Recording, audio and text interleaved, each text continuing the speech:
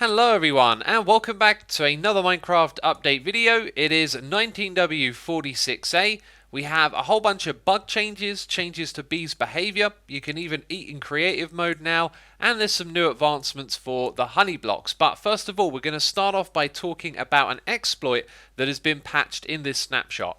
This exploit allows you to farm things that are grown on sand at a ridiculous pace. Let's go ahead and activate this contraption that was made by my buddy Impulse SV of the Hermitcraft server.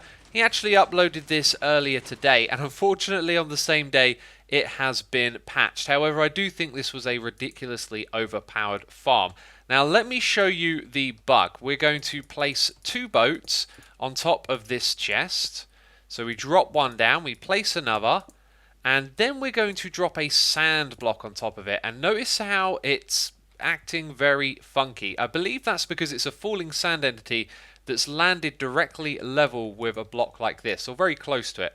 Let's actually press F3 and B. You can see it's pretty much on the same level. Anyway, if I go and put a cactus right here, the cactus will start to grow very fast. The funky behavior of this block means that it passes updates up to this thing, allowing it to grow super fast.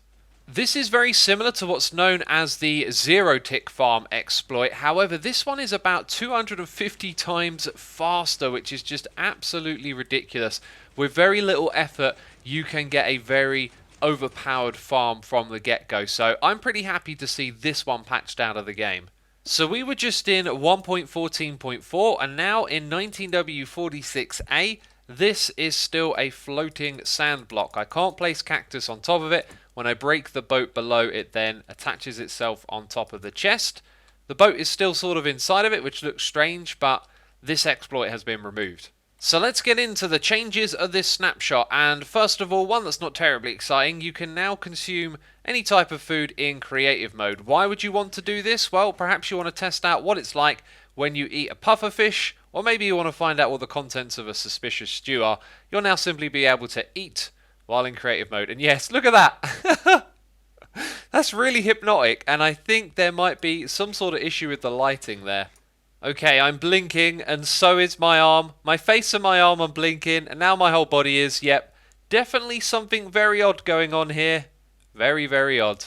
So how about those advancements? First of all, there's one called Sticky Situation, which is for jumping into a honey block and having it break your fall, just like that. Be Our Guest is rewarded when successfully using a glass bottle to get honey from a beehive with a campfire underneath. And there we go. Not sure why I didn't get it when I did this. No idea. You know what? It might be because I set this up in creative mode and there wasn't actually any bees inside of the beehive. The other one is Total Bee Location for moving a bee's nest with 3 bees inside using Silk Touch. This one had 3 bees inside of it, I'm sure of it. And let's go and put it down over here. Right, once again we didn't get it. Okay, that time I got it, but I also made all of the bees very angry.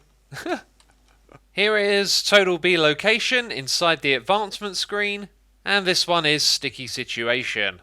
Let's now go over some changes and bug fixes related to the bees and their behavior. If you were to punch a baby bee and make it aggressive, it now has an attacking animation, as you saw right there when they spin over. That wasn't present before.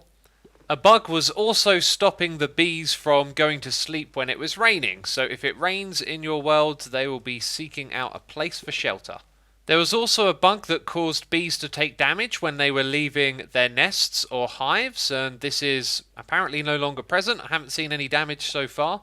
Bees are also now going to exit through the front of a nest or a hive. So where that texture is slightly different to indicate the front, that is where they will be exiting the nest or hive.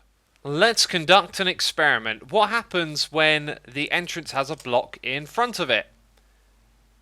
Any moment now they should start to exit, but nothing has happened yet. Okay, this looks promising. Oh. Okay, we can kind of manipulate them exiting the bee nests. Now what about them entering the nests? I've made it rain, which will force them inside. And they... No, yeah, okay, they can go in that way. I've seen some pop in there. Right, so it's just exiting that we can control. And this is a good thing to know, just because it might be useful in a redstone contraption, maybe if you're making some sort of bee farm. So there's a bug here that says that bees won't leave their nest in the nether, and it should be fixed. The thing is, when I summon some bees, they tend to just go straight inside the bee nests and then don't come out again. And I'm not sure how long I should wait, really. I haven't seen a single one come back out of a nest yet. Time to aggravate some bees. Okay, that'll make them leave their nest, I guess. Yeah, not sure if this one is actually fixed or not. It also states that you can have a carpet and a trapdoor between a campfire and a nest or a hive, and then still be able to successfully harvest from it, which appears to be so. I mean, a trapdoor would be good for aesthetics. Not exactly sure why you'd want a carpet directly above a fire. You know, that kind of looks like it should burn. I am now here in the end dimension because the dragon fireball texture has changed. However, I'm not sure exactly what it is I have to do when summoning one to actually kind of get it to display properly. As you can see here, it's blinking, so I'm going to put the texture into the video. And it should now be on your screen.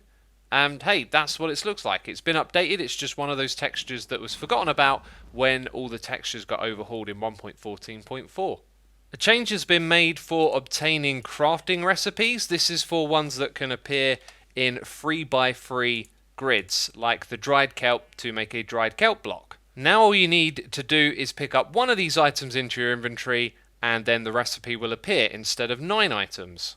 This is the same for diamonds, lapis, nuggets, and any other material that has a 3x3 crafting recipe. Now we're going to get deeper into the bug fixes, and this first one relates to where mobs experience and items appear upon death, and I believe this can create some inconsistencies when using enchantments like knockback. So now the XP and the loot are going to drop from any mob that's killed at the very same spot. Using a spawn egg on a zombie will create a baby zombie again. This has just been a broken feature for some time. Powering a minecart with a furnace will obviously make it move. If you were to log out of the world and log back in while it was moving or the chunks were to unload, it would actually forget that it is powered, so this won't be the case anymore. If you have the game rule do immediate respawn set to true, then when you respawn, your XP would have been lost. But if we wander over here, you can see the XP isn't lost. The bug being that basically XP was overlooked in this process.